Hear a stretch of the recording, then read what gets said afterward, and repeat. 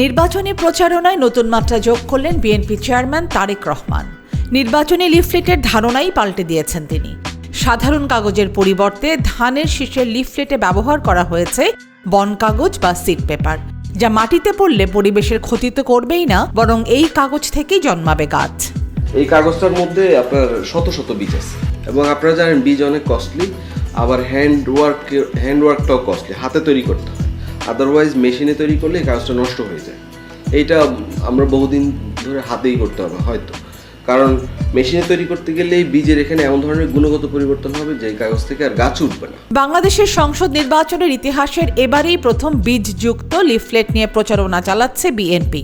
ইতিমধ্যে লিফলেটগুলো ছাপানোর কাজ শেষ হয়েছে।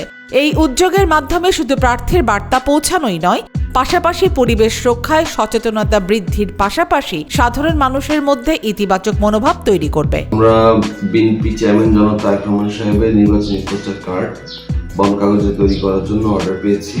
তো জনাব তারেক রহমান সাহেব যে উদ্যোগটা নিয়েছেন যে হ্যান্ডমেড বীজ দেওয়া বন কাগজে তার নির্বাচনী প্রচার কার্ড বানানোর সিদ্ধান্তটা, এটা খুবই পজিটিভ পরিবেশগত দিক থেকে, কারণ ওনার এই অ্যাক্টিভিটিটা সাধারণ জনগণকে পরিবেশ নিয়ে ভাবতে উদ্বুদ্ধ করবে। ত্রয়োদশ জাতীয় সংসদ নির্বাচনে শুধু তারেক রহমান নয়, বিএনপির মহাসচিব মির্জা ফখরুল ইসলাম আলমগীর, অবসরপ্রাপ্ত air vice marshal Altaf Hossain Chowdhury এবং প্রকৌশলী শাহরিন ইসলাম তুহিন সহ অনেকেই বন কাগজের লিফলেট ব্যবহার করছেন।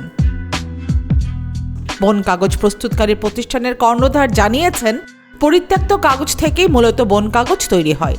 ভেষজ উদ্ভিদ ও ফলের বীজ দিয়ে তৈরি বন কাগজে আসন্ন নির্বাচনে 5টি দেশি সবজি, বেগুন, টমেটো, মরিচ, লাল শাক ও ডাঁটা শাকের বীজ ব্যবহার করে লিফলেট তৈরি করা হয়েছে।